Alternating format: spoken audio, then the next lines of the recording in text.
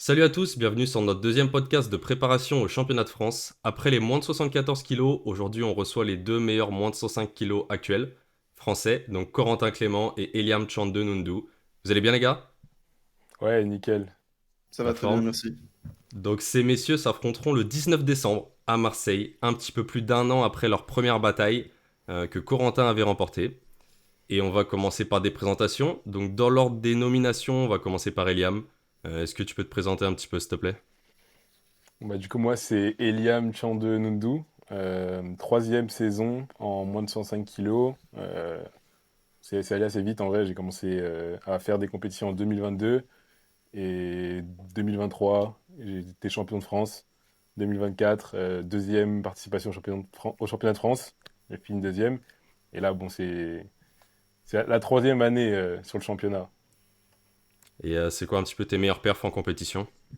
900 kilos de total, 327,5 au squat, 215,5 au développé couché au championnat de France de l'année dernière et 360 kilos au deadlift. Donc t'as encore le record de France en moins de 105 kilos au bench. Encore, encore. Ouais, pour l'instant. Ok. Corentin, à ton tour, est-ce que tu peux te présenter s'il te plaît?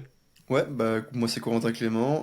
Bon pour le coup je fais des compétitions depuis un peu plus longtemps. J'ai commencé la première compétition devait être en 2016-2017, donc on peut dire que je suis un ancien maintenant je pense, même si je suis jeune. Bah écoute voilà c'est ma dixième, je crois que c'est même ma onzième saison. Non ça va être quelque chose comme ma dixième, onzième saison. Bah écoute cette année du coup j'ai fait une de mes meilleures saisons en tout cas en open. C'était la première d'ailleurs, enfin la première réelle saison que j'ai pu faire correctement où j'ai gagné les championnats d'Europe du coup et comme Eliam l'a dit bah je suis en on va dire je suis teneur en titre du championnat de France et donc du coup bah je vais remettre mon titre en jeu cette année. Ouais. Et du coup, tes meilleurs perfs en compète? Euh, alors sur une même compétition ou pas parce que du coup je pense que ça ferait pas la même chose mais ma meilleure Oh non, compétition du coup c'était Tes c'était PR. 920 du coup. Alors, je crois que mon meilleur squat en compétition c'est 332. Mon meilleur bench en 105 du coup ça doit être 2,15 et au TR 375. Ok. Donc au sein d'une même compétition, mon meilleur total c'est 920. Ouais, c'est 920. Ok. Euh, Est-ce que vous pouvez raconter un petit peu votre duel de l'année dernière? Du coup, on a compris, Eliam, t'es le champion 2023, Corentin, le champion 2024. Et voilà, l'année dernière, on a eu une belle battle. Eliam, pour toi, ça s'est conclu par un grind de fou qui a pas payé. Est-ce que tu peux nous raconter un petit peu comment ça s'est passé? Je sais pas sur quel angle vraiment l'aborder, mais pour moi, la battle de l'année dernière, c'était surtout close sur l'exécution et tout du jour J. Donc au final, j'ai réussi à gagner au subtotal. Je pensais vraiment pas que ça se passerait comme ça. Mais du coup, avec le squat et le développé couché, j'étais en avance de 3 kilos. Et puis sur le deadlift, du coup, il y a eu une battle où Corentin faisait toujours en sorte de finir le tour en étant en avance, genre de 0,5, 2 kilos, je sais pas quoi. Et puis sur le dernier deadlift, j'ai voulu forcer la main, justement, en essayant de mettre hors de sa portée. Mais je pense que j'ai un peu j'ai pas assez. En fait, c'est vraiment un des défauts que j'ai, mais je vais toujours surestimer mon concurrent et me dire que tout va se passer parfaitement pour lui. Et je pense qu'avec du recul, j'aurais pu tirer un peu moins. Et Ouais. peut-être que déjà, c'est la limite du grip était déjà arrivée sur ce moment-là. Donc 365,5, c'était une barre que, honnêtement, je pense que je pouvais me projeter au-dessus, peut-être un mois et demi avant la compétition. Ah ouais. Je l'avais tiré peut-être un mois et demi, 2 mois avant, avec une redescente. Donc en vrai, c'est plus dur. J'étais sur une plateforme qui était un peu inclinée. Donc je me suis dit, en fait, ça, c'est une barre. Normalement, si je suis en forme et tout, normalement, je peux la Ouais. repasser. Parce que je me suis blessé à l'avance, enfin, quelques temps avant la compétition. J'ai quand même réussi à maintenir un bon niveau, mais je sentais vraiment que j'étais moins fort que à un pic que j'avais atteint pendant ma préparation. Et je me suis dit que cette barre-là, quand même, j'étais capable de quand même la repasser étant donné que je m'estimais déjà avoir surpassé ce niveau-là. Donc en vrai, c'était assez Ouais. frustrant et tout. Parce que c'était vraiment une barre que j'allais et je me disais qu'il n'y avait aucune chance que je rate. Mais bon, Et avec du voilà, au recul, tu te final, dis que t'aurais dû mettre 360 du coup. avec du recul, je pense que déjà, même si je faisais une barre plus légère sur mon deuxième essai, en fait, j'aurais eu Ouais. le gaz pour tirer sur 65. Genre Hmm. 3,50, je l'ai pas senti dur, mais j'ai vraiment senti que mon dos avait lâché, en fait, à la fin du Ouais. verrouillage. Et donc, quand j'ai tiré sur 365, j'ai senti qu'en fait, je pouvais pas tenir mon dos. Genre, je défixais mon dos dans une position où c'était impossible de verrouiller. Du coup, en fait, je Ok. pense que juste si j'avais eu un peu plus de ressources sur le dernier deadlift, j'avais vraiment misé sur ce dernier deadlift, bah, j'aurais peut-être pu verrouiller 365. Et avec l'état dans lequel j'étais, je pense que 360, j'aurais aussi peut-être pu la verrouiller. Donc en fait, il y a plein de choses que j'aurais pu refaire et tout dans ma stratégie de match. Et bon, voilà, après, je regrette pas tant que ça d'avoir perdu, parce que j'ai beaucoup appris sur la saison là, qui a suivi. Ça m'a permis de prendre beaucoup de recul et tout ça. Et puis Corentin, au final, il a gagné le championnat d'Europe, donc je vais pas dire que j'aurais fait mieux que lui. Enfin, genre, c'est la meilleure façon de représenter la France en soi. Donc voilà, pour moi, c'était bénéfique au final de perdre. J'étais juste blessé et il fallait que je prenne le temps. Ouais. Voilà. Ok. Donc toi, t'avais fait 8,78 de total. Et Ouais. Corentin, t'avais fait 8,80. T'avais tenté un gros jump sur ton dernier terre pour battre ton PR en compétition, si je dis pas de Mhm. bêtises. C'était, Ouais. tu l'as vécu comment, toi, cette compétition? Parce que tu sortais de championnat du monde où t'avais pas eu ton meilleur niveau. Mhm. Bah ouais, comme j'ai dit, la saison dernière, pour moi, c'était une saison compliquée par rapport à celle-là. J'ai rien concrétisé concrètement. Bah, en fait, en sortant des juniors, j'avais fait une très très grosse saison. J'avais enchaîné beaucoup de compétitions où j'avais fait Ouais. plusieurs fois 895 kilos. Et honnêtement, avec du recul, je pense que j'aurais pas dû faire autant de compétitions. Après, le truc, c'est toujours pareil. C'est très compliqué sur le moment quand tu as une sélection internationale de te dire non, je vais pas la faire, tu vois. Moi, mon rêve depuis toujours en tant qu'athlète, c'est de représenter la France, c'est de pouvoir de montrer entre guillemets mon niveau à tout le monde, mais aussi juste de porter le singlet français. C'est un truc qui m'a toujours tenu énormément à cœur.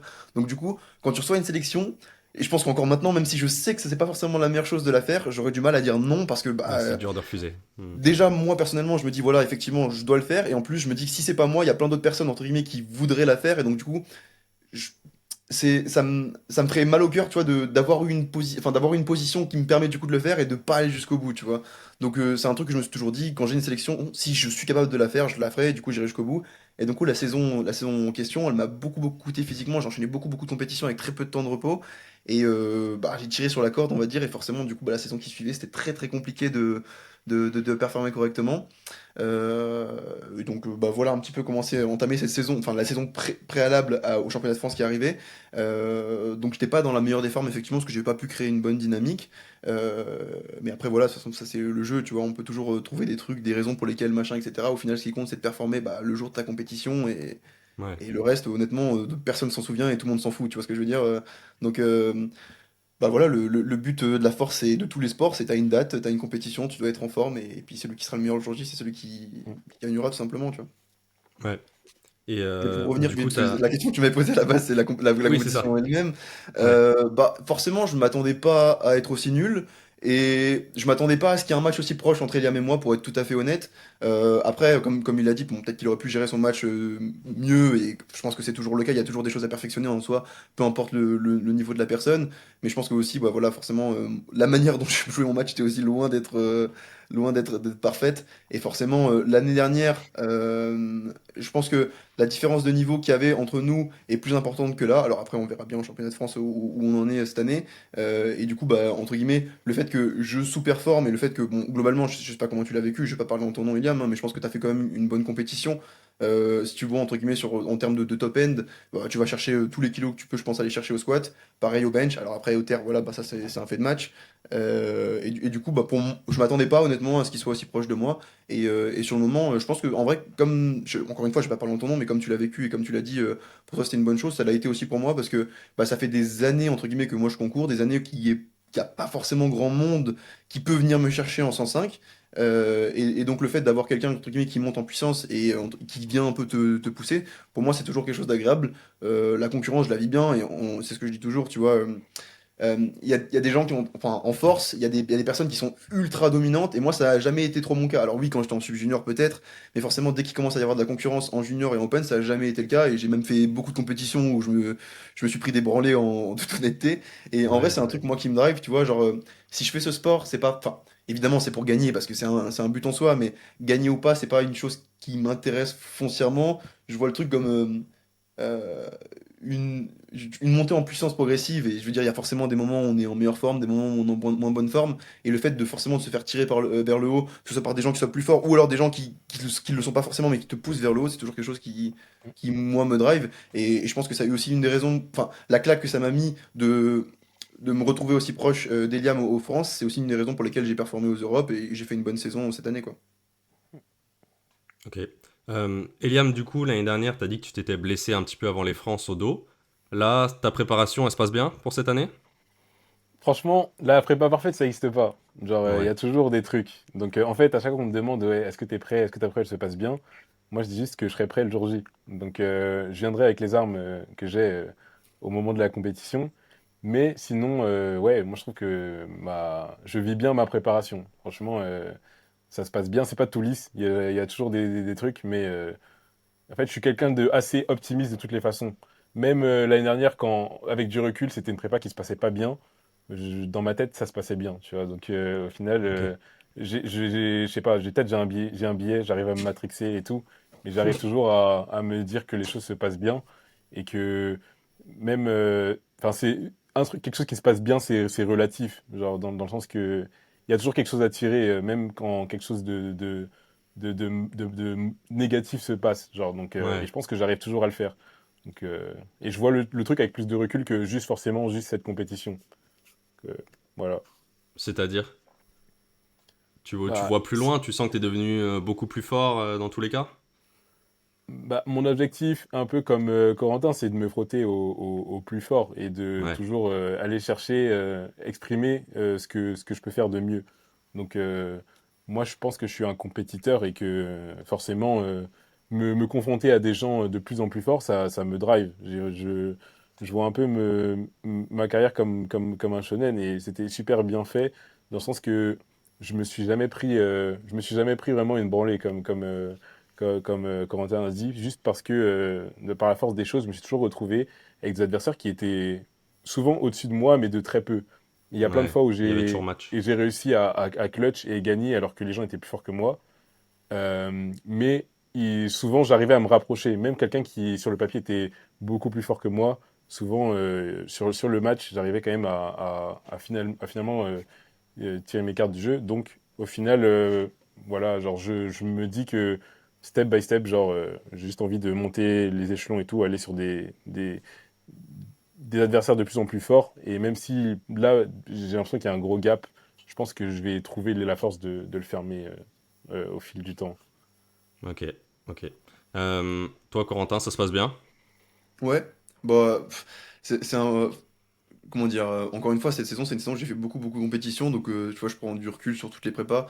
Je suis d'accord avec Eliam, en vrai, si tu me posais la question de est-ce que t'es prêt, je pense que tu diras jamais réellement oui, parce que tu peux toujours être plus prêt que ce que tu ne l'es, tu vois. Ouais, Mais au final, ce qui compte, bah, c'est ce que tu vas faire le jour J. Et au-delà de ça, je dirais, c'est même ce que tu vas faire et ce que ta concurrence va faire, tu vois. Parce que bon, bah, gagner une compétition, c'est aussi gagner enfin, contre quelqu'un. Donc fondamentalement, ta performance, elle est toujours relative à ce que les autres vont faire. Donc au final, c'est surtout ça que je mets en avant.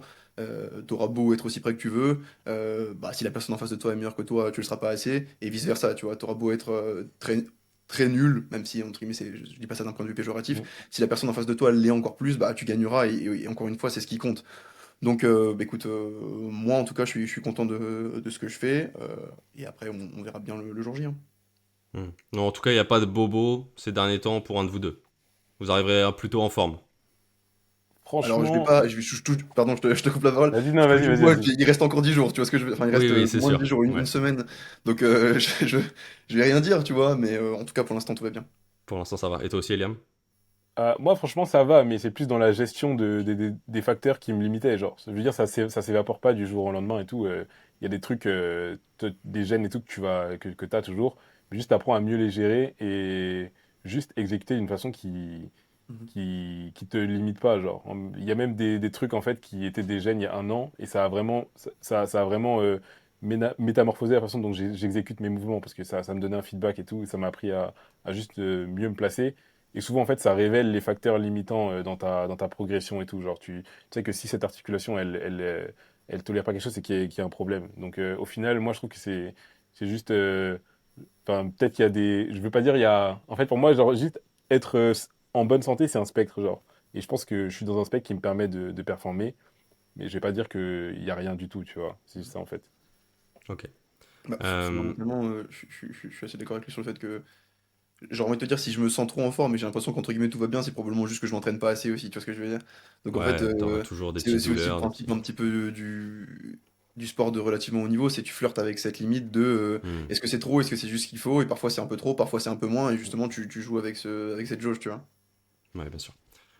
Eliam, c'est quoi un petit peu tes objectifs en termes de perf? On te donne des fourchettes si tu veux pas dévoiler tout le game plan, mais c'est quoi un petit peu ce que tu vises Bon, sur le squat, moi en bench, fait, deadlift?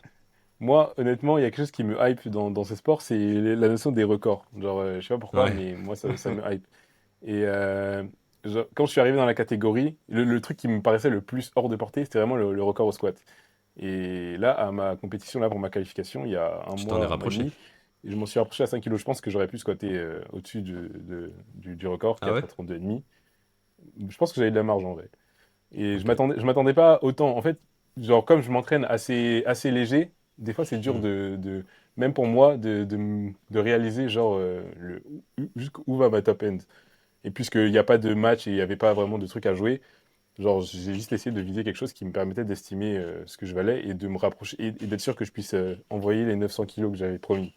Donc, moi là, mon objectif, c'est de réussir à récupérer les 4 records. Donc, j'ai Les dit 4 records. les Ah 4 oui. records. Le record, le record au squat, le bench, essayer de le conserver, et celui au Ouais. deadlift. Parce que ça me frustre d'être à la base un deadlift spécialiste et de jamais avoir récupéré le record au Hmm. deadlift. Et donc, logiquement, si j'arrive à accumuler ces 3 trucs-là, le record au total, il va découler naturellement de ça. Oui, bah oui, Et je, forcément. Et du coup, en termes de chiffres, ça donne quoi pour que tu dises un petit peu à ceux qui nous écoutent? bon, en termes de chiffres, je pense juste PR mon squat. Donc, en fait, je sais, même moi, je sais pas, en fait. Même Ouais, moi, je c'est saurais- dur. Mais tu peux donner une fourchette large, Mais hein. moi, je pourrais pas te dire. Mais genre, me situer entre, allez, disons 3,33 du coup. En fait, même si je vise 3,33 et 3,35 sur mon dernier squat, je serais content. Ok. Euh, Bench pour le de bench, 20? là j'aurais vraiment la réponse demain, enfin demain, Ah ouais. vendredi, sur mon dernier bench. Parce que je sais pas c'est comment pour Corentin, mais moi, je trouve que c'est quand même plus dur d'exprimer sa force sur le banc maniaque. Je pense que là, j'ai trouvé un peu comment me placer et tout. Je pense qu'honnêtement, je pourrais bench plus si j'étais sur le banc Elekomu. Mais ouais, me rapprocher des devants, genre devant ou Ouais. m'en rapprocher, Ok. avec un chip sur le record. Et pour le deadlift, franchement, c'est vraiment juste une question de match. Là, il n'y a pas de. Mais je pense Ouais, bien que sûr. ça va peut-être se jouer au-dessus des 3. Enfin, probablement, ça va se jouer au-dessus des 3,75 Bah, qui le sont le record, record c'est de France. 3,75 du coup de Corentin. Voilà. Donc Ok. 3,75, voire se rapprocher des 400 kilos et peut-être battre le deadlift le plus lourd de l'IPF, enfin de la FF Force. Ok. Ok. Donc attends, si je fais les calculs, imaginons on fait 3,33, 2,20. Et bon, on se dit quoi au terre? On se dit 3,80 fourchette basse, ça te fait 9,33 de total. Ok. Toi, Corentin, en termes de perf, c'est quoi un petit peu tes objectifs? Bah, fondamentalement, tu vois, et c'est comme ça que j'ai approché ma dernière saison. J'ai jamais eu vraiment d'objectif de perf, c'est-à-dire que j'allais pas forcément à la compétition en me disant faut que je fasse ça et ça et ça, ou en tout cas pas précisément, mais Ok. plutôt d'une approche différente. Et je pense que c'est d'ailleurs ce qui m'a permis aussi de gagner les championnats d'Europe, tu vois, de dire Ouais. ok, entre guillemets, je m'inscris dans un match, je suis contre des gens, et donc bah, le principe, c'est encore une fois comme je l'ai dit, c'est juste d'être plus fort que sur le jour J et ça suffit, tu vois ce que je veux dire. J'ai pas besoin de faire plus, j'ai pas besoin enfin j'ai pas besoin de me projeter entre guillemets sur quoi que ce soit, parce qu'effectivement moi aussi je m'entraîne de plus en plus loin, on va dire, enfin les barres que je vais faire à la compétition sont de plus en plus loin de ce que je fais à l'entraînement, donc c'est compliqué encore une fois de se projeter. Et parfois, bah, en fait, tu sais pas réellement ce que tu vas faire, tu Hmm. dois juste le faire, et donc du coup, tu le fais, et après, tu sais si t'as réussi ou pas, tu vois, c'est aussi simple que ça. Donc c'est compliqué toujours de donner, on va dire, de dire ce que je vais faire. Maintenant, entre guillemets, j'ai bien compris que le principe c'était de jouer le jeu et de donner des barres, tu vois, donc je vais essayer de le Si faire, t'en as mais quelques-unes en tête. c'est Des ça, fourchettes, hein. on verra bien sur le moment. Bah, du coup, pour donner une fourchette, moi, par rapport à ce que j'ai fait au Meet, j'aimerais bien reproduire un peu le squat que j'ai fait, mais juste le valider, donc finir sur 3,45, ça me plairait. Ouais. Ensuite, par rapport au bench, c'est compliqué à dire. J'ai fait, bah, du coup, au championnat d'Europe, c'était 2,15 que j'ai fait avec un petit peu de marge. Encore une fois, je suis d'accord avec Eliam, je sais que le bench maniac, c'est pas forcément un banc sur lequel je me sens le mieux. Donc, je pense pouvoir faire un petit peu mieux parce que je pense pouvoir avoir progressé. Maintenant, encore une fois, à quel point, je sais pas. Si je tape sur les 2,20 environ, je serais content. Ok. Et le terre, franchement, c'est c'est le mouvement où il y a le plus de différence entre mon entraînement et la compétition. Donc en fait, si tu me dis ce que je pense que je peux tirer au max, ce sera probablement pas ce que je tirerai. parce qu'encore une fois, bah, il y a un match et donc du coup, ça sert à rien de mettre une barre pour mettre une barre. Fondamentalement, c'est pas comme ça que ça se joue. Donc, mon objectif, j'en ai pas parce que bah, c'est le moment où le match se joue, tu vois. Donc en fait, l'objectif, c'est de gagner. Donc fondamentalement, c'est ça qui décidera de ce que je vais devoir tirer. Ouais. Maintenant, si tu me dis ce que je peux tirer, je pense que je peux tirer probablement dans quelque chose dans les 400 kilos s'il y a besoin. Maintenant, encore une fois, il faut pouvoir la tenir et il faut avoir une raison de le faire. Ouais. La Donc course aux là, 400 pour est gagner, lancée. il faut que je te force jusqu'au 400. Peut-être, ou plus. Tu Fondamentalement, la chargeras. si je te réponds sincèrement, je sais pas ce que je peux tirer. Et fondamentalement, je pense que t'es exactement dans la même, enfin, t'es dans le même enfin pas dans le même état d'esprit, parce que c'est même pas un état d'esprit, c'est juste que bah, quand tu dois tirer une barre parce que t'as une raison de la tirer, c'est pas la même chose de juste la charger et la mettre, tu vois. Donc bah, après ça c'est un fait de match, on verra bien où on en sera tous les deux et ce qu'on doit tirer pour faire ce qu'on a envie de faire. Et après ça, ça se jouera sur le moment, quoi. Ok, bon, bah, j'ai vraiment hâte de voir la bataille finale du deadlift. Corentin, toi, t'es connu pour beaucoup t'entraîner. Tu Mhm. fais des SBD tous les jours ou presque. Ça Mhm. colle bien avec ton pseudo, SBD Forever. Est-ce que tu peux expliquer un petit peu cette stratégie, cette méthode d'ultra fréquence? Ouais, je peux. Bah, en fait, c'est un truc que j'ai commencé à faire très très jeune, moi, parce que je venais bon, d'un autre sport, j'ai fait beaucoup de foot à relativement haut niveau. Et en fait, si tu veux, quand je suis arrivé à l'époque, enfin à l'époque, j'ai l'impression que j'ai 40 ans quand je dis ça, mais il y avait quand même beaucoup moins de data et En fait, c'était moins développé le powerlifting, ça n'avait rien Ah à bah voir oui, avec ce que c'était largement. maintenant, tu vois. Mm. Donc en gros, à l'époque, si tu veux, franchement, je pense que si je devais dire les noms que j'avais en tête pour des gens qui coachaient, en tout cas qui avaient un peu leur manière de s'entraîner, machin, etc., c'était encore l'époque de Candito, genre sur YouTube, tu vois, où c'était genre 2017, un truc comme ça. Et il y avait un petit peu de Juggernaut Training System, des trucs comme ça. Et en fait, moi, je me suis toujours dit, enfin, je suis toujours arrivé dans mes sports en me disant, mon but, et ce serait un kiff en réalité, c'est de m'entraîner le plus possible, tu vois. Genre, je veux être un athlète de haut niveau, c'est-à-dire je veux me lever le matin, et le seul truc que j'ai Ouais. à faire dans ma journée, c'est m'entraîner. Alors, bon, malheureusement, le powerlifting, c'est pas, enfin, c'est pas un sport où on peut se permettre de le faire réellement à 100%, ou alors pour quelques exceptions, comme notamment Agatha qui peut en vivre. Je pense que Bah, si tu très gagnes très peu de Sheffield gens tous peuvent les en ans, vivre. oui, mais à part Ouais. ça, Et encore une fois, il faut parier sur le fait que tu es la meilleure personne au monde. C'est quand ouais, même c'est ça. relativement compliqué. Mais au-delà de ça, c'est un kiff que j'avais. Donc je me suis dit, si un jour j'en ai les moyens, bah, je le ferai parce que j'ai envie de le faire, tu vois. Et j'ai toujours fonctionné comme ça dans beaucoup de choses dans ma carrière. Tu vois, quand j'étais jeune, j'étais en sub-junior, entre guillemets, j'arrivais avec une grande gueule et beaucoup d'ambition. Et tout le monde me disait, ça se passera pas comme ça, tu vois. Et je pense que c'est une des choses qui a fait qu'entre guillemets, j'ai pu avoir un bon niveau très vite. C'est qu'en fait, fondamentalement, ce que les gens me disaient que je pouvais faire ou pas, j'en avais rien à foutre et j'avais qu'une seule idée, c'était ce que je voulais faire et ça me suffisait, tu vois. Donc à cette époque-là, je me suis dit, voilà, je veux m'entraîner beaucoup, je veux m'entraîner plus que tout le monde parce que bah, c'est ma façon de voir les choses. Tu vois, je me dis que si tu t'entraînes intelligemment et que tu t'entraînes plus, bah, en fait, tu te donnes toutes les chances de réussir et d'être enfin, le meilleur athlète que tu puisses être. Et donc, du coup, bah, voilà, c'était un peu comme ça que j'ai lancé le truc de m'entraîner plus. Et donc j'ai essayé de chercher, on va dire, ma limite là-dessus. Et donc je le faisais beaucoup quand j'étais plus jeune. Et entre-temps, j'ai monté de KT, j'ai eu des moments où j'ai eu des gènes, etc. Et donc du coup, j'ai mis un peu en question ma façon de m'entraîner. Je me posais la question, est-ce que c'est pas justement parce que j'en faisais trop que je me blessais? Donc j'ai réduit. Et au final, alors, ça s'est pas forcément amélioré. Et c'est justement au moment où j'ai recommencé à m'entraîner un peu plus que j'ai réussi, on va dire, à sortir un petit peu la tête de l'eau par rapport à tout ça. Et ça correspond justement un peu avant les championnats de France de l'année dernière, à quelques mois avant. Et donc du coup, bah, c'est là où j'ai commencé à reprendre un petit peu justement l'entraînement un peu plus fréquemment et que je m'entraîne tous les jours. Tout simplement parce que bah, jusque-là, c'est ce qui m'a permis de le plus progresser. Donc fondamentalement, ça me suffit pour le faire, tu vois. Ouais. Mais du coup, comme tu l'expliquais, tu t'entraînes sur des charges plutôt légères, assez loin de tes max, parce que forcément, tu peux pas charger très lourd tous les jours. Ça dépend. Ça dépend Ça des dépend. séances, ça dépend de la prépa, ça dépend de ce que je fais. Bah, là, en ce moment, je fais beaucoup de séries, donc oui, je peux pas faire 30 séries à 95% de mon max, c'est pas possible. Enfin, en tout Ouais. cas, ça n'est pas pour moi, peut-être pour d'autres personnes. Mais si tu veux, c'est surtout que ma façon de voir l'entraînement a changé. Je m'entraînais plus lourd parce que j'avais l'impression que j'en avais besoin pour performer. Et avec le temps qui passe, avec l'expérience, je me rends compte que j'en ai de moins en moins besoin et que j'ai d'autres manières d'amener l'adaptation que juste mettre plus lourd sur la barre sur le moment.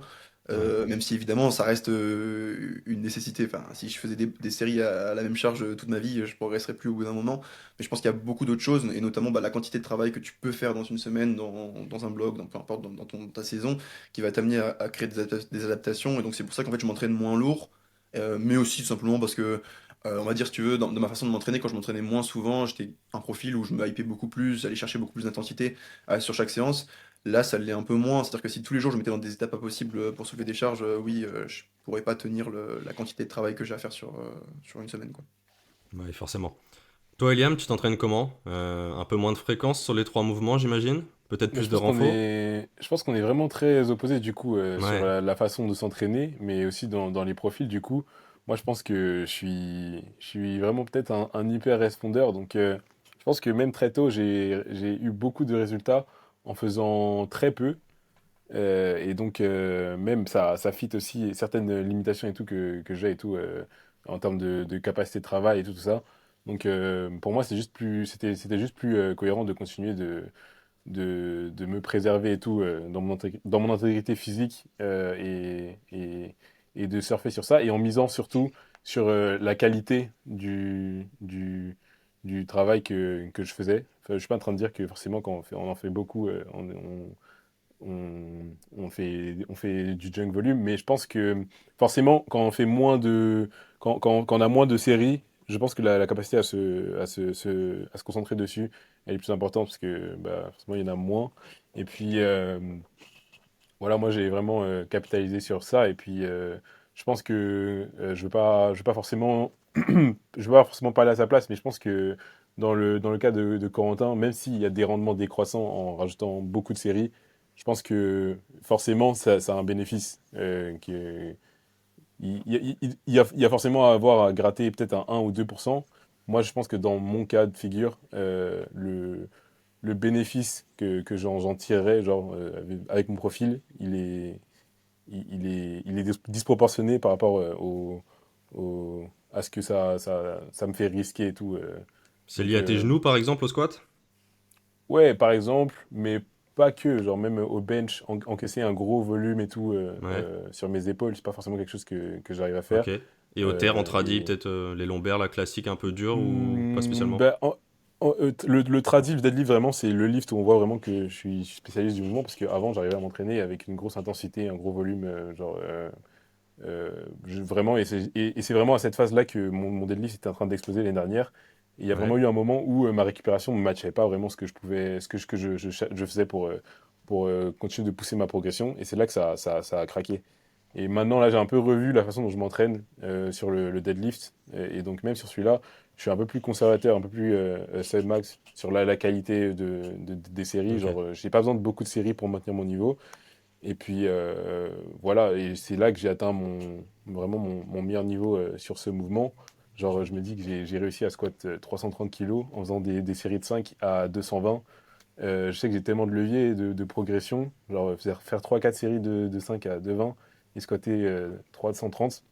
Je me dis le jour où j'arrive à faire ça sur 250, il y a plein de manières de le faire, mais je sais pas qu'est-ce que je vais squatter.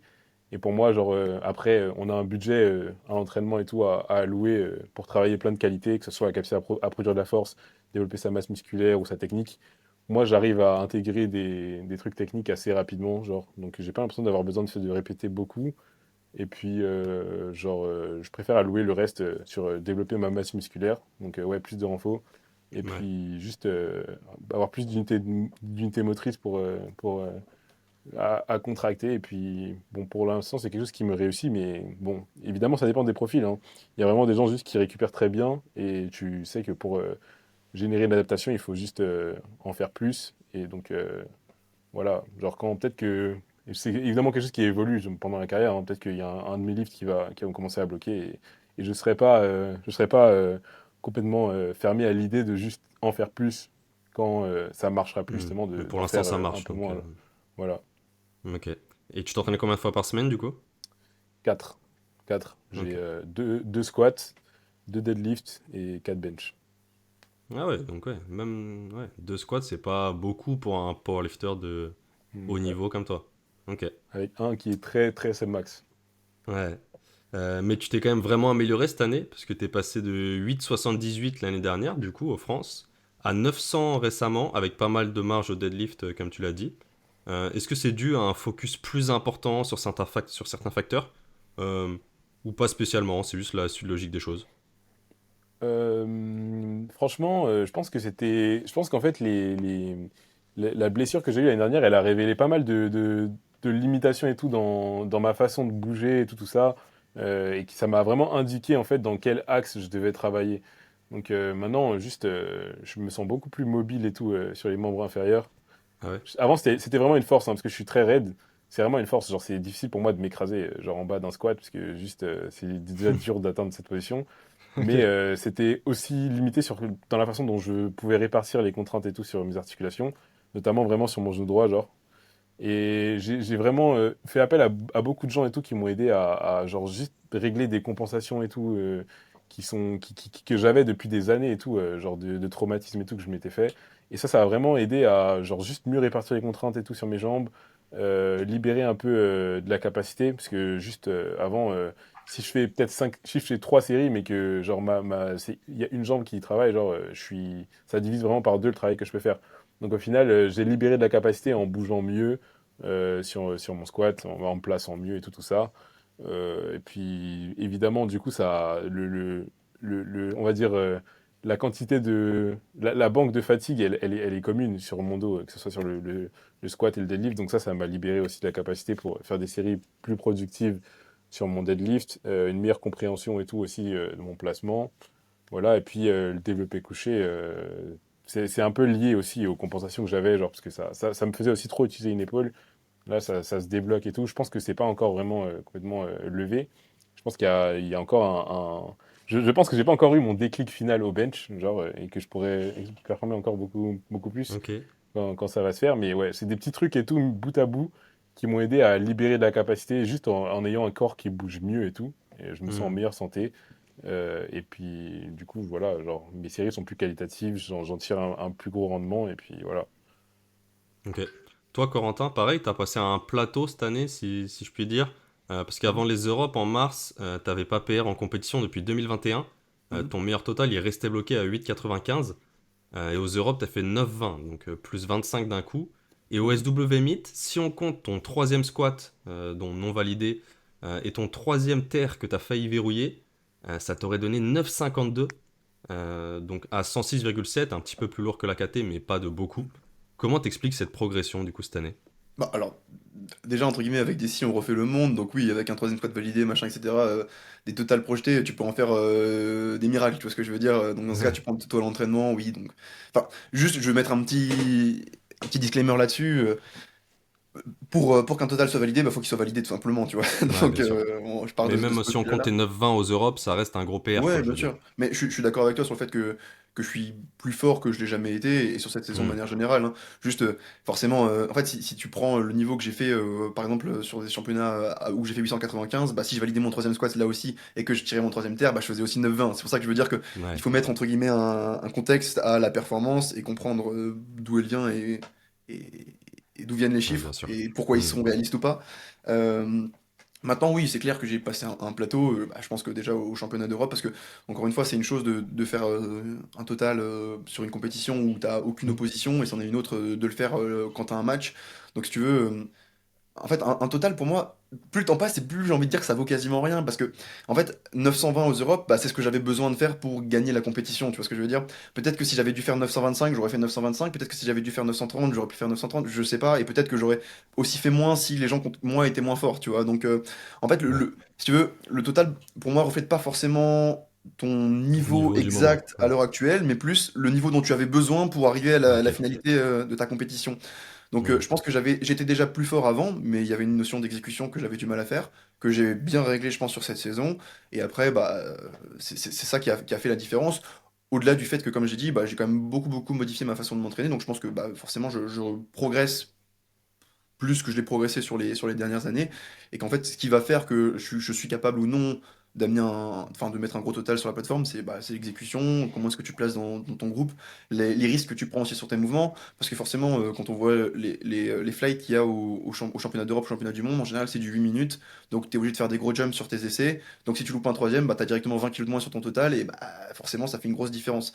Donc Ouais. en fait, c'est une question d'exécution, c'est une question de déceler, on va dire, les faiblesses ou là où tes opposants peuvent pêcher, et donc du coup bah, en tirer profit. Tu vois, fondamentalement, ma victoire au championnat d'Europe, c'est un overrule de la barre de Norling qui me permet de me glisser à 375 et du coup de la tirer. Alors, comme je t'ai dit, peut-être que s'il l'avait passé, j'aurais pu mettre 3,80 et j'aurais gagné aussi. Mais enfin, voilà, encore une fois, avec Gassi, on refait le monde.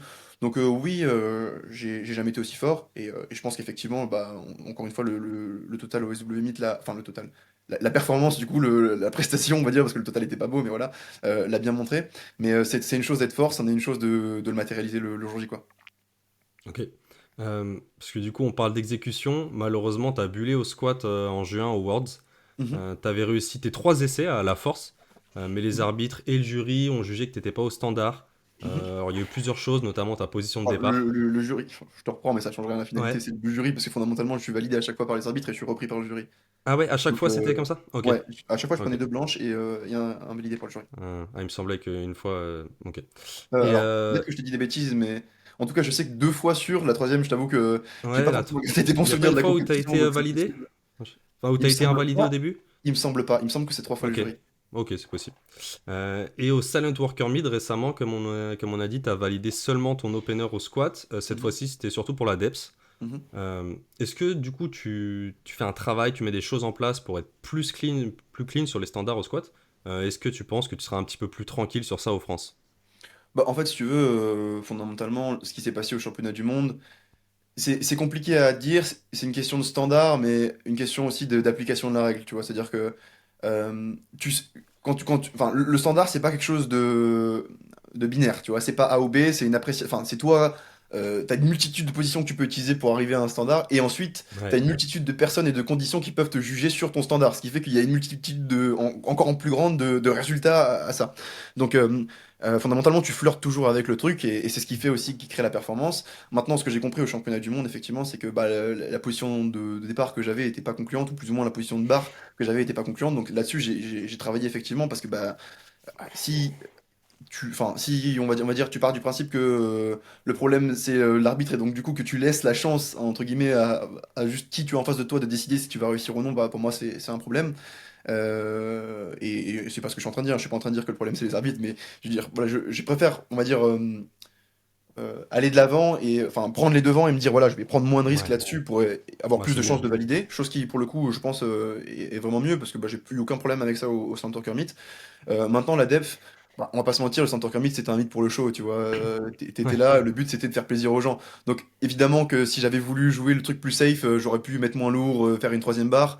Mais dans ma saison, je fais les championnats de France, du coup, où il y a un match de l'année dernière, je fais les championnats d'Europe, je fais les championnats du monde. En fait, je fais que des compétitions ultra sérieuses où le but absolument c'est de performer et c'est extrêmement important que ce soit pour moi, pour la fédération dans laquelle je concours ou pour ma nation, du coup. Donc quand je fais une compétition un peu plus plaisir, si tu veux quand je donne 3,45 sur le ticket, je vais pas te dire que je m'en fous de la louper ou pas, mais oui, il ça y a n'a pas moins du tout d'enjeux évidemment. la même Bah oui. valeur de réussir la barre ou pas. Donc évidemment que ça joue sur comment tu appréhendes le truc, les choix que tu fais et ce que tu vas faire comme exécution, tu vois. Est-ce que le singlet long, il a pu jouer un petit peu dans ta proprioception et ce manque d'amplitude ou pas? Ah, si tu veux, encore une fois, je pense que tu peux trouver beaucoup d'excuses pour lesquelles tu descends pas, mais si tu descends pas, tu descends Ouais, juste pas. Donc il faut que tu descendes ouais, plus, c'est tu vois. sûr. Faut appuyer Au bout plus. d'un moment, c'est pas compliqué. Peut-être que oui, tout comme changer de genouillère peut jouer sur ta proprioception et ton singlet et machin, et la barre, c'est pas la même, mais bah, ce qui compte, c'est juste de valider ta barre face aux gens qui te jugent. Et après, oui, il y a des paramètres qui rentrent en compte pour ça, c'est juste à l'athlète de bien les gérer pour faire en sorte de valider un mouvement. Et puis ce qu'il faut pas oublier, c'est que, encore une fois, dans le sport, on est jugé par des gens. Donc c'est une forme, enfin, il y a une dualité entre l'objectivité et la subjectivité de ton mouvement, tu vois. C'est-à-dire qu'il y a tu peux fondamentalement faire deux fois le même mouvement et ne pas avoir Ça le, arrive. le même retour Ouais. sur ton mouvement. Hmm. Parce que ben, les gens qui t'arbitrent sont des arbitres, sont des humains, donc bah, leur façon d'arbitrer peut changer, peuvent être biaisés par beaucoup de choses. Et c'est même pas une question d'erreur ou pas d'erreur, tu vois. C'est juste que bah, c'est comme ça dans tous les sports où tu as un arbitre qui est un homme et qui n'est pas une machine, bah, il y a des faits de match, il y a des choses qui changent. Et ça écrit l'histoire du sport, tu vois. Au foot, le nombre de fois où des buts, je prends des exemples, tu sais, ont été marqués, il y a eu une main juste avant, où il y a une faute qui aurait pu changer, et puis s'il Ouais. y avait une faute 30 La main secondes, de machin, Dieu. oui, mais bon, bah, c'est le sport, quoi. Ouais, bien sûr. Eliam, est-ce que toi aussi tu as des points à surveiller, des points d'attention sur les standards notamment? En vrai, je pense pas, parce que bon, des fois, je prends des rouges et tout, mais j'ai quand même un ratio assez bon Ouais. de conversion. Genre, un troisième essai, je crois que j'en ai raté un seul depuis que je fais des compétitions. Euh, Enfin, en fait, je crois que je me souviens pas en fait d'une barre qui m'a été refusée Ok, pour un standard. Donc évidemment, il peut y avoir une première fois à tout, mais il n'y a pas de raison que ça arrive cette fois. Donc ouais. je pense que si je charge une barre, non seulement elle sera au standard, mais en plus elle va remonter. Tu nous avais parlé d'une redescente une fois à l'entraînement au terre, ça t'est pas réarrivé depuis? Franchement, non. Franchement, Non. non. C'est Hmm. pas. Même quand il y a une redescente et tout, là, c'est vraiment la seule fois où j'ai vraiment senti une redescente qui était technique. Mais sinon, si ça me réarrive, c'est vraiment juste que j'ai pas la force de Ouais, verrouiller la barre. Donc, ok. c'est pas quelque chose sur lequel je me dis qu'il faut que j'adapte mon exécution. Je pense que techniquement, je suis prêt sur les T'es trois prêt. mouvements à exécuter et à convaincre les arbitres. Voilà. Hmm. T'es un peu un spécialiste du jour J, toi, de toute façon.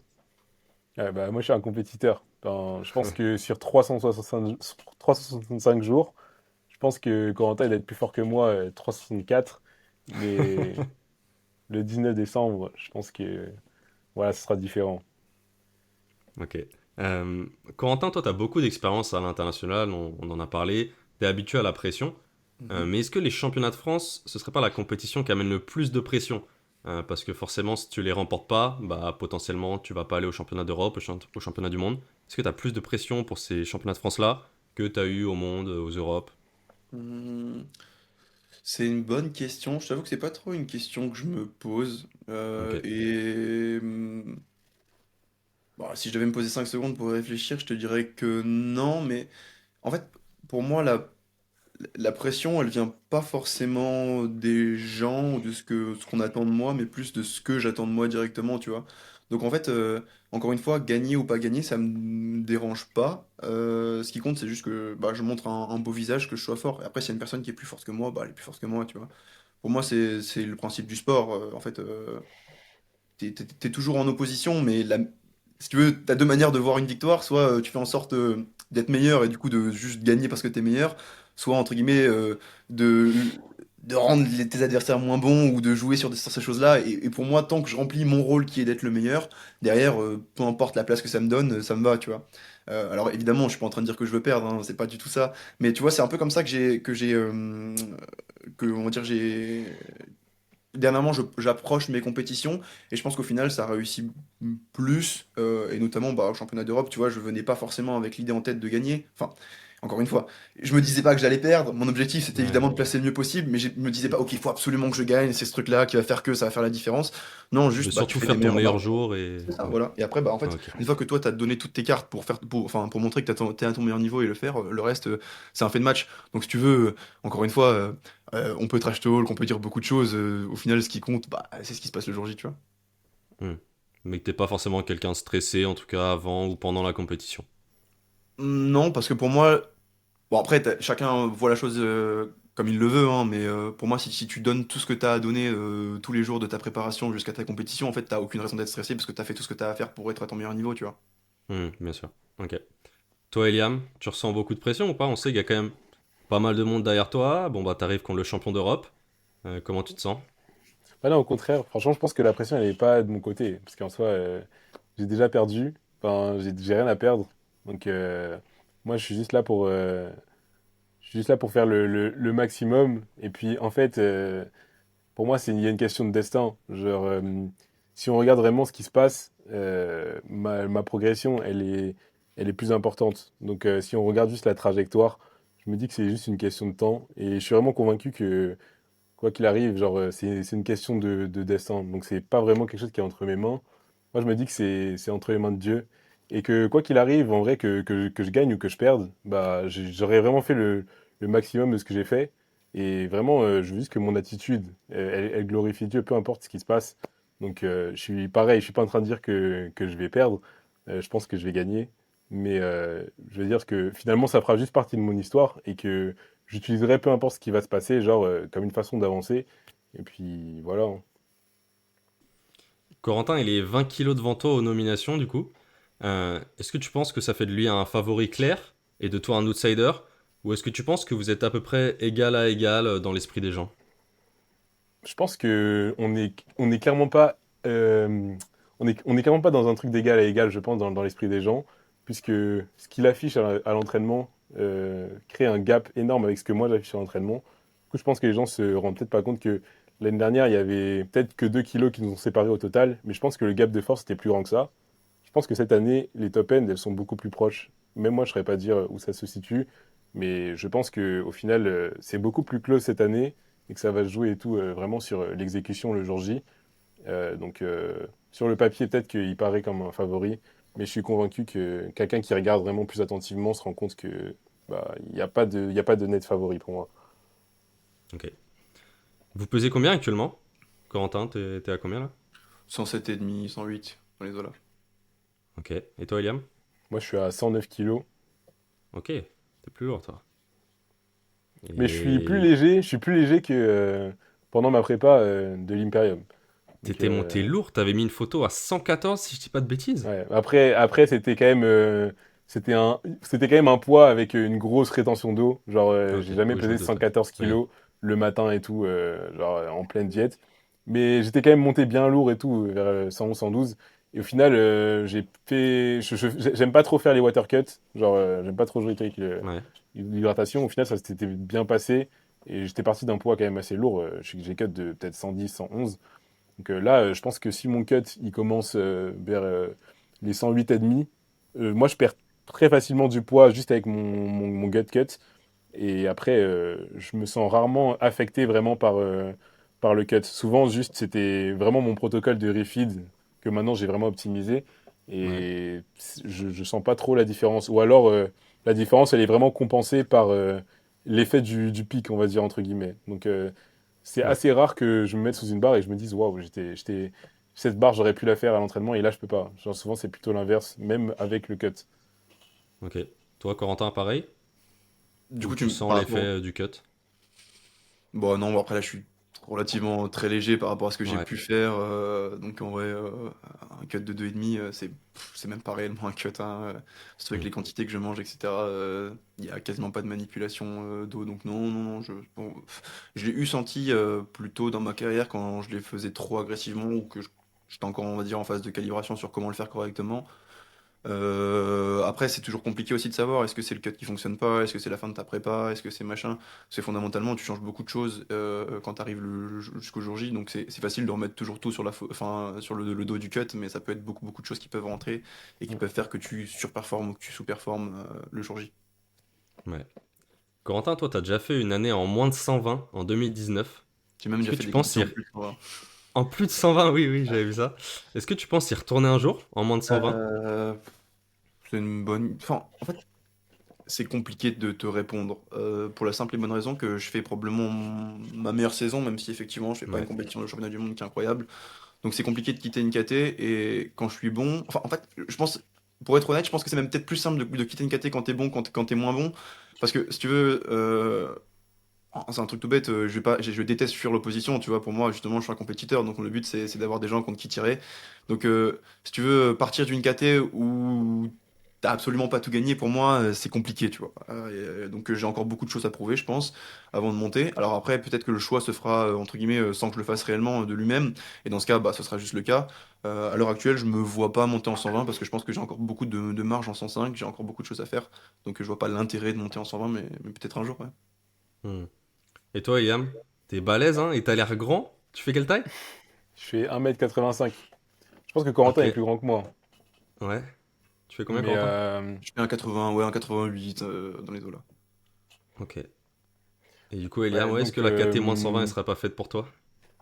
bah, franchement, moi, je sens pas que mon poids il limite ma progression et que je perde au change après le cut. Donc, en vrai, pour l'instant, pareil, moi, je pense que j'ai encore des choses à faire en moins de 105 kilos, dans la mesure Ouais. que vraiment j'arrive à progresser sans trop que mon poids bouge. Donc, voilà, mais je suis pas fermé à monter en moins de 120 kilos. T'as dit que j'étais balèze, merci. Merci. Mais Ah bah c'est vrai. et en vrai, genre, je sens que mon corps, il peut encore prendre de la masse. Genre, je sens que Ah ouais? si je pousse le truc, je pense que je peux devenir encore plus balèze.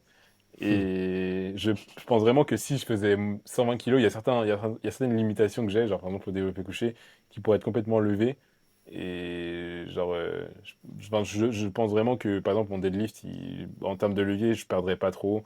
au squat, ça pourrait vraiment que m'aider et au Bah bench oui. aussi. Donc en vrai, je Mm. pense que à un moment donné, peut-être que je monterai. Le seul truc qui me limite, moi, c'est vraiment comment je me sens dans mon corps et tout. Parce que déjà, il y a quand même. Bon, en vrai, là, je fais déjà quasiment 110 kilos. Donc en vrai, c'est plus que 10 kilos à remplir. Ouais. Mais c'est quand même beaucoup en vrai quand on arrive vers ce poids-là. Et puis Bah, la plupart qui font la surtout, transition, ils ont du mal à la faire, hein. Enfin, ouais. c'est long, Mm. quoi. Tu Non, vois Bob c'est long. Matthews, d'autres. Mais surtout, en fait, moi, quand je suis monté là, même à juste 112, 113, je me sentais pas super bien et tout. Je me sentais pas très, je me sentais vraiment Ah ouais? lourd. Je transpirais Ok. beaucoup et tout. Déjà que je transpire beaucoup de base. Genre, juste, si je deviens vraiment un monstre qui est à l'aise que en singlet, je sais pas si ça va me plaire. Donc là, c'est vraiment juste le fait de comment je me sens et tout dans mon corps à 120 kilos. Je pense que c'est le truc encore qui me freine, mais pourquoi pas? Peut-être que c'est. Hmm. Moi, mon but, c'est juste d'atteindre mon potentiel max en termes d'athlète, et peut-être que c'est en 120 kilos. Donc, Ok. peut-être un jour. Peut-être un jour. Ouais, ok. Ouais. Euh, Eliam, t'as encore jamais porté le singlet de France. T'es Ouais. sûrement le powerlifter français le plus fort qu'il ait pas encore porté, avec Mathis Ducret aussi. En 2023, t'es champion de France, t'as les minima Europe, mais ton meilleur total, il te classe 9ème aux nominations à 1 kg de 8ème. Ouais. Donc du coup, t'es pas envoyé parce qu'en France, c'est le top 8. L'année dernière, tu termines deuxième, du coup, derrière Corentin, donc toujours pas d'inter. Tu vas le savourer, ce singlet, si jamais tu l'obtiens. Tu l'attends, Ah là. ouais, vraiment. Vraiment. On peut plus. Ouais, pour moi non, vraiment, le singlet, c'est quelque chose que j'attends, juste pour ce que ça représente. Euh, Moi, j'aime vraiment ce côté du sport qui fédère.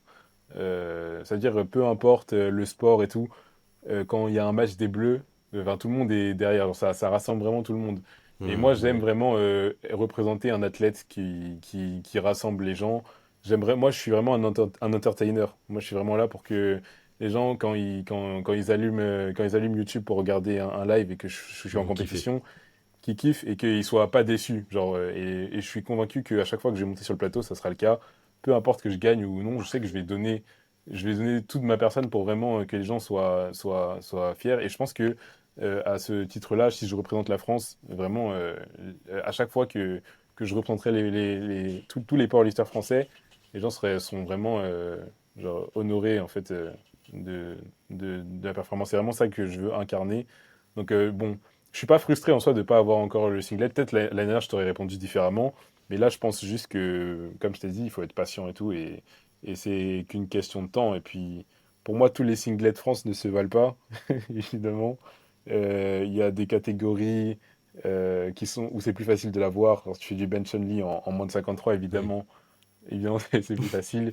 Mais voilà, la finalité, c'est juste que je puisse me confronter au plus grand dans une catégorie bien relevée. Et je pense que quand ça arrivera, ça sera juste quelque chose d'historique et que je vais savourer Hmm. avec tous les gens avec qui je veux partager cette histoire. Donc voilà. Tu l'auras mérité. C'est sûr qu'en moins de 105 face à Corentin, c'est pas le singlet de France le plus facile à obtenir, comme tu as dit. Euh, du coup, si vous êtes qualifié aux Europes, il y aura de la grosse concurrence quand même. Je pense à Anatoly, je pense à Emil Norling, Regin Stergakis. Bon, Corentin, t'es le champion en titre. Tu penses quoi des noms que je viens de te citer? Ils seront durs à battre de nouveau quand même, non? Ouais, après, c'est toujours pareil, il l'était la première fois, ils le seront probablement une deuxième fois, ça reste des Ouais, très bons ce sera athlètes, toujours donc des grosses batailles. c'est ça, voilà, peu importe le contexte, ce sera toujours dur. Après, je pense qu'il y en a probablement déjà un que tu peux simplifier, enfin qui va être simplifié parce qu'il bah, il y a Sheffield et Norling fait Sheffield, donc je suis pas sûr qu'il sera au top pour les Ouais, Europes. c'est vrai. Après, il faut voir comment lui gère ses prépas, etc. Mais voilà. Anatoly, pour le coup, est très très en forme, effectivement, vu les nationals qu'il a fait. Mais il est Voilà. léger. Ouais. Après, Il fait même pas 100 kilos actuellement. je sais que justement, je me posais la question de s'il voulait descendre en 93, ça n'a pas l'air d'être le cas. Je sais pas. Après, pour le coup, quand il est monté en 105, c'est là où il a le plus performé. Donc, bon, après, ça, le choix, on va dire, lui revient. Mais oui, dans tous les cas, ça reste des très très gros athlètes. Et en fait, comme je t'ai dit, si tu veux, j'ai pas forcément la pression des gens contre qui je tire. En fait, encore une fois, mon but c'est d'être au meilleur niveau. Et puis si mon meilleur niveau suffit à les battre, tant mieux. Sinon, ça veut juste dire que je dois retourner m'entraîner, tu vois. Bien sûr. toi, Eliam, si t'es qualifié aux Europes, tu seras tout de suite dans l'optique de battre ces mecs-là et de remporter le titre? Ou peut-être pas dès le Évidemment, début? évidemment. Non, Évidemment. évidemment. Moi, enfin, je suis jamais arrivé à une compétition juste pour, je sais pas, pour refaire la compétition. Chaque compétition, mon but, ça a toujours été de gagner. Et je pense que si je suis pas encore arrivé à ce niveau-là, avec les standards et tout, de, avec les critères de sélection de l'équipe de France, c'est peut-être que je n'étais pas un candidat assez sérieux. Donc je pense que le moment où je vais arriver sur cette scène-là, bah, j'aurai mon, j'aurai mon coup à jouer. Et donc, T'auras ton mot à dire. bah, je vais le jouer jusqu'au bout. Et puis, de toutes les façons, quand on regarde Insta et tout le monde a l'air toujours trop fort. Mais quand on arrive et qu'on voit la feuille des openers, on se rend compte que les choses, bah, elles sont très différentes. Genre, le jour J. Donc, au final, on fait juste ce qu'on peut sur le moment. Et puis, celui qui gagne, c'est même pas celui qui mérite le plus. C'est même pas le plus fort, en fait. C'est vraiment juste le meilleur powerlifter à l'instant T. Et celui qui arrive à se sublimer le plus. Donc, Hmm. voilà. Moi, j'ai Qui pas. gère le mieux le match. Ouais. Voilà. Ok. De toute façon, Cette année. Ouais, fondamentalement, pardon, je te ouais, coupe, mais dis-moi. le titre est en France, donc ce- Ouais, le Français qui ira représenter ça aura forcément des chances ouais, c'est sûr. de le garder. Ouais. C'est clair. Et là, on parle de monstres. Cette année, il y en a un nouveau qui a émergé, qui a explosé en tout cas dans la catégorie, c'est McNaughton. Il est revenu en IPF après un passage en USAPL et il est devenu champion du monde pour ses premiers Worlds Open. Il a atomisé le world record de 35 kilos avec 975 de total. Corentin, tu l'avais affronté et battu au Worlds Junior en 2022. T'es un peu Mhm. choqué de sa progression? Oui et non, parce que si tu veux, il y avait justement, il y avait beaucoup de problèmes d'exécution. Quand je l'avais battu, il avait fini sur son open, non, quasiment son opener au squat, je crois, ou alors peut-être qu'il avait réussi sa troisième, et du coup, il avait fait un petit jump, Ouais. et il loupe son troisième terre de pas grand-chose, qui lui Bah, c'était aurait pour te permis. dépasser. Ouais, c'est ça, qui leur permis de Ouais. me battre. Donc, bon, après, on parle quand même de 895 au total et de 975. Donc, bon, oui, Oui.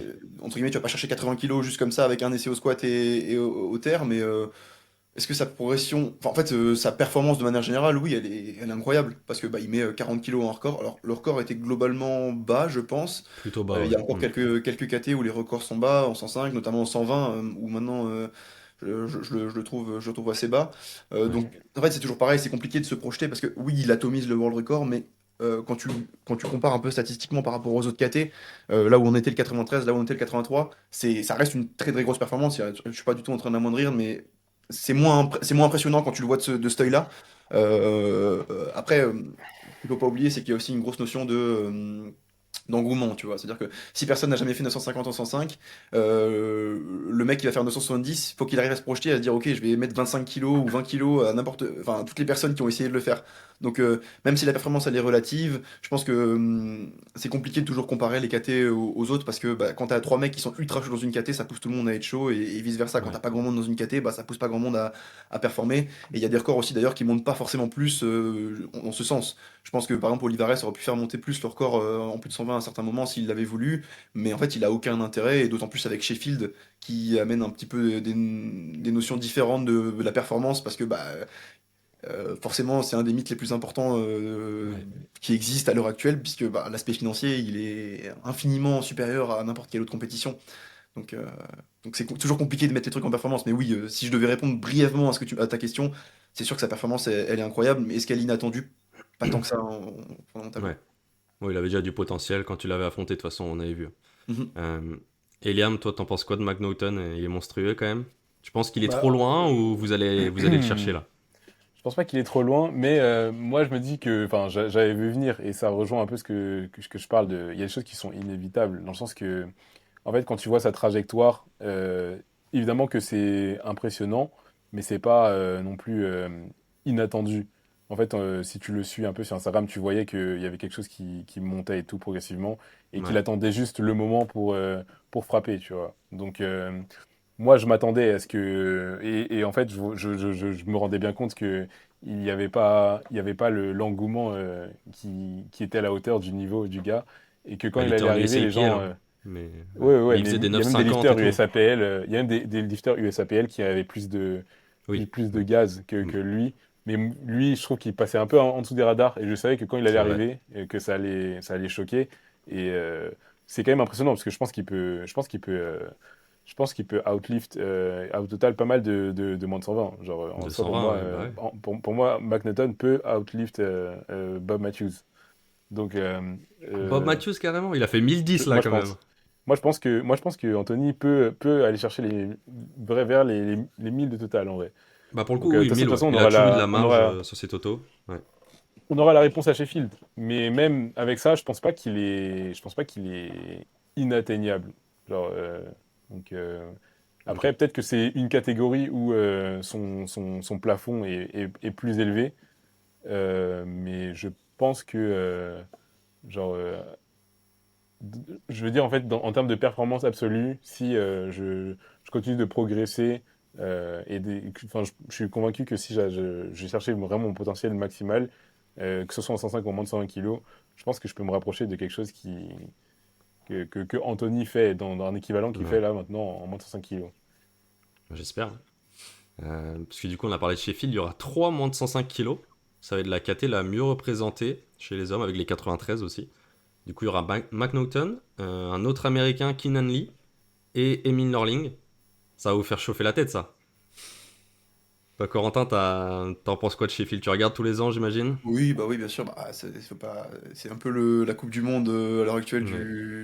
du powerlifting, tu vois. Mais est-ce que ça me fera chauffer la tête? Pas plus, pas moins, parce que si tu veux, C'est vrai? bah, encore une fois, la performance est relative. Donc quand je concours à leur côté, je suis bien plus entertain que quand je les Oui. regarde à la télé, tu vois ce que je veux dire? Ouais, Donc bien sûr. oui et non. Je veux dire, tu pourras jamais plus me chauffer la tête que quand je suis directement sur le plateau des championnats du monde et puis que c'est moi qui fais la performance, tu vois. Hmm. Donc je suis pas en train de te dire que non, mais ce qui va être cool, c'est pour moi plutôt de voir où se situe le nouveau niveau de la KT. Tu vois, parce que Ouais. forcément, il va être revu, même s'il a déjà été revu au monde, il va encore probablement être revu à Sheffield. Et c'est ce standard-là que moi j'attends pour voir ben, où est-ce que la KT en est et du coup, bah, ce qui doit être fait, quoi. Hmm. McNaughton fait la tonne, du coup, tu penses, Eliam? Ouais, moi je pense. Mais ouais, évidemment, moi c'est ça qui me hype. C'est vraiment de voir enfin, la tête d'affiche comme le standard. Donc Hmm. vraiment c'est-à-dire, dès que j'arrive dans une catégorie, pour moi, regarder vraiment ce qui se fait de mieux et aspirer à matcher et surpasser ce niveau-là, pour moi, c'est vraiment ce qui me drive. Je pense que fondamentalement, c'est juste parce qu'on est un sport où c'est hyper facile de comparer les performances. Donc ouais, moi j'attends impatiemment de voir ce qui va se passer à Sheffield. D'autant plus que je Ouais. prends beaucoup de plaisir à regarder le match et essayer de vraiment apprécier les choix tactiques et tout qui sont faits, genre sur les jumps et tout ça. Essayer de me dire, ok, le gars, il a combien de kilos de marge et combien est-ce qu'il va aller chercher et réussir vraiment Hmm. Donc ouais, moi, j'aime beaucoup faire ce petit exercice, cette petite T'as ton œil gymnastique de et coach, d'aller quoi. voir. Et voilà, d'aller voir les feuilles Hmm. de match et de voir un peu ce qui se passe un peu à l'envers du décor. Donc ouais, moi j'aime beaucoup regarder Sheffield. Ouais. Ouais, tu m'étonnes. Pour revenir un petit peu au championnat de France, c'est quoi la catégorie qui vous hype le plus? Bon, hormis la vôtre, du coup. J'ai fait le podcast avec les 74, il y a d'autres battles. Corentin, c'est laquelle que tu vas regarder avec le plus d'attention? Bon, en vrai, chez les hommes, chez les femmes, de manière générale, Ouais, les deux, les deux. chez les hommes, bon, forcément, il y a les 74 qui va être une belle KT à regarder. Ouais. Les 120 aussi, je pense. D'ailleurs, je commente les 120, donc ça Ah sera ouais? cool Ah, ça va être bien ça. de pouvoir Ok. faire ça en live. Je pense que ça va être aussi un beau match. Bah justement, il y a Antoine qui monte bien en puissance et qui se rapproche de plus en plus du niveau Ouais. de Nicolas, et justement, il l'a montré au SW Meet. Donc ça va être intéressant de pouvoir voir un petit peu où est-ce qu'on en est de ce côté-là. Et, Hmm. et je m'entraîne avec une autre personne qui fera Guillaume, qui fera la compétition là depuis 2 semaines et pendant jusqu'aux France. Donc ça sera cool aussi de pouvoir voir un petit peu où est-ce qu'il en est. Donc ouais, voilà. Après, forcément, il y a des KT aussi où moi je suis curieux, bon, en tant que coach aussi, de voir ce que Mathis va faire en 83, parce que je pense qu'il a d'énormes capacités tout simplement. Ouais. Alors malheureusement, ou je sais pas comment le dire, il n'y aura pas vraiment de match selon moi. Ouais, il Alors, semble avoir de verra bien l'avance quand même, ouais. le jour J, hein. Mais, Hmm. je suis juste curieux de voir en fait où est son niveau à l'heure actuelle et comment ça le place. parce que ce sera probablement justement un nouveau Singlé France cette année, donc voir un petit peu ce qu'il peut C'est faire ça. et comment est-ce qu'il va pouvoir entamer sa saison s'il va à l'international. Après, honnêtement, toutes les KT sont intéressantes. Quand tu as un peu le background de toutes les Ouais. KT, en réalité, en France, maintenant, il n'y a plus trop de catégories où tu te dis, bon, on dort, il y a juste un mec qui gagne, ou alors il n'y a personne, tu vois. Donc c'est toujours intéressant à regarder. Après, chez les femmes, bah, il y a le retour aussi de l'IA que moi j'attends de voir sur la plateforme. Et après, bon, de toute façon, chez les femmes, je veux dire, encore une fois, c'est pareil, c'est probablement même pire que chez les hommes. On a des monstres dans quasiment toutes les catégories. Donc Il y voilà. aura Tiffany, il y aura Jade, ouais, il y a du gros niveau. Et du coup, tu parlais de Matisse, t'es son Mhm. coach depuis pas très longtemps, si? Ouais, ça va faire un peu moins d'un an là. Ouais. Et du coup, comme tu dis, il y aura peut-être pas un gros match à gérer en tout cas. Bon, à voir, hein, il y a quand même des concurrents, mais Mhm. voilà. Est-ce que du coup, vous visez plutôt un total ou pas spécialement? On verra ce qu'il y a le jour J. Bah, en fait, c'est un peu la même question que tu m'as posée à moi, tu vois. Ouais. Tu vises toujours en total. En fait, pour moi, plutôt que viser un total, tu vises une place et après, tu vois du coup le total que tu as besoin de faire pour Hmm. arriver à ta place. Pour moi, ce qui est important pour lui, c'est de montrer encore une fois qu'il performe, que tout se passe bien, qu'il est en train de monter en puissance et qu'il a encore de la marge, et surtout qu'il puisse se projeter sur ce qui arrive derrière, parce que mine de rien, avec le planning des compétitions, bah moi c'est la saison que j'ai faite, c'est une grosse saison quand tu fais France, Europe, Monde. Moi j'ai fait le mythe encore en plus, bah, ça fait beaucoup de compétitions, l'enchaînement est quand même assez rapide, donc bah, ce qui compte pour lui entre guillemets aussi, c'est juste de pouvoir se qualifier et ensuite d'être capable de performer au mieux possible bah, s'il va au championnat d'Europe, quoi. Hmm. Toi, Eliam, tu vas suivre quel KT? Bah, je suis d'accord, en vrai, les moins de 120, pour moi, ça me hype. Voir la Ouais, trajectoire elle est énorme celle-là. d'Antoine et tout, franchement, parce que quand on voit le gap qu'il a réussi à refermer, genre, par rapport à l'année dernière, et là maintenant, genre, je suis vraiment curieux de voir l'issue, l'issue vraiment de cet affrontement. Donc, et il y a pas mal d'autres athlètes et tout. Ouais. Euh, donc voilà, après, évidemment, moins de 83, juste pour la perf absolue. Et potentiellement des gros deadlifts et tout. Je pense que Calixte, vraiment, il sera prêt à tenter le tout pour le tout et tout. Enfin, je suis vraiment curieux de voir ce que ça va donner le jour J. Surtout que, enfin, je pense qu'il y a eu une grosse frustration pendant les France Juniors où il a bullé genre, avec son grip. Là, j'ai vraiment envie de voir ce que ça a donné. Le retour de Yanis Bouchou. Les Ouais, 74, belle KT, ouais. évidemment. Hmm. Hmm. 74, je pense que Balthazar, il peut faire une perf à l'indice vraiment aberrante. Je pense qu'il est un peu modeste et tout, qu'il veut pas dire, mais je pense vraiment qu'il peut vraiment plier un classique. Et après, évidemment, genre les débuts de Pana en moins de 74, en étant un peu plus rempli, euh, commencer à estimer un peu le potentiel dans la KT, la défense de Yann Puget.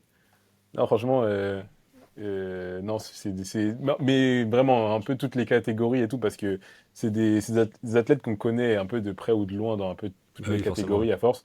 Hmm. Donc en vrai, on a juste envie de suivre et tout et de voir ce que ça donne et tout.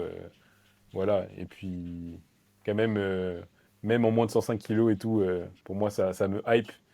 Parce qu'il faut pas dormir sur Alan Baron, Samuel Gallo. Moi, je colle. Samuel Gallo, il va finir top 1. Non, mais en vrai, genre, il y a juste plein de gens et tout qui sont derrière et tout, qui ont faim et tout. Donc, en vrai, juste voir ce que ça va donner pour tous ces gens, voilà, juste hâte de voir. Et t'as parlé des 120.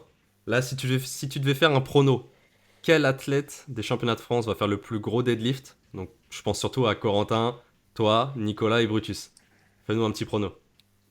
Je dois classer, je dois faire quoi en prono Non, qui fait le deadlift le plus lourd? Après, évidemment, c'est une question de match, hein, je sais, ça, mais. ça, ça dépend du match. Ça dépend Ouais, du match. Donc, en fait, ouais, ça dépend du match. Donc, je pense honnêtement que Antoine sera probablement plus dans la position de devoir aller chercher son plus gros deadlift et de le réaliser. ouais, Mais sinon, pour moi, c'est soit le vainqueur en fait de la battle des 105, soit Brutus qui va faire le plus gros ok, deadlift. Mais en tout cas, ok. moi, je serais prêt à. Je serais pas à tirer vraiment ce qu'il faut. À tirer 400. Ouais, voilà. Ok. Bon, les gars, est-ce que vous avez un dernier mot pour votre adversaire? Bon, pas spécialement. Moi, en vrai, si je peux dire un petit truc, parce que de son côté, il a été généreux. Euh, On a parlé beaucoup de trajectoire, de trucs comme ça. La finalité, bah, ce qui va compter, c'est ce qui va se passer dans une semaine du coup sur le plateau. Au-delà des petites animosités qu'on a pu avoir dans le passé, moi je veux voir une belle bataille et puis après on verra bien qui en sortira gagnant, hein. Que le meilleur Mm. gagne. Moi, de mon côté, voilà, je veux juste que ça soit un truc historique. Peu importe l'issue du match, je veux que ça soit vraiment une battle que les gens vont vraiment pas oublier et que ça soit un peu plus qualitatif en termes de réalisation que l'année dernière. Je pense qu'il y avait quand même un fort storytelling, mais je pense qu'on peut faire encore mieux cette année. Donc voilà, juste, je veux pas gagner sur un fait de match. J'ai envie qu'on soit tous les deux sur un super niveau et Ouais, qu'après, vraiment, le meilleur gagne, ok. Bon, on va voir des records de France en tout cas, j'espère. je pense. Bah les gars, merci à vous pour votre temps, franchement c'était cool. Après le podcast des 74, il y a pas mal de gens qui m'ont demandé celui des 105, donc je pense qu'ils devraient kiffer. N'hésitez pas à aller suivre Eliam et Corentin sur Instagram, sur leurs réseaux, si c'est pas déjà fait, je les mettrai en description. Du coup, pour suivre leur match, c'est rendez-vous le 19 décembre, c'est un vendredi à 14h30 sur la chaîne YouTube de l'AFF Force comme d'habitude, ou directement à la salle Valier à Marseille, si vous pouvez vous rendre sur place.